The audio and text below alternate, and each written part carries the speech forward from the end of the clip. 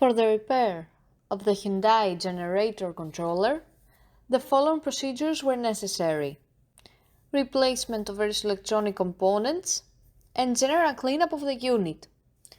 For testing, we add a 24-volt DC power supply, a multimeter to measure the 24-volt DC power supply, and we connect the unit's communication ports to an oscillograph.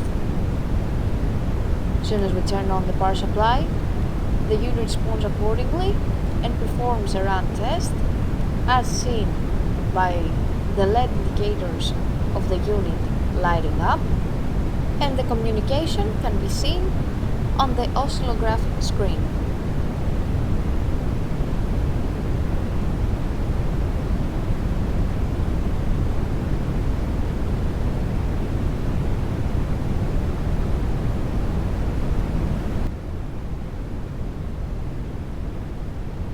No further testing is possible due to lack of additional units.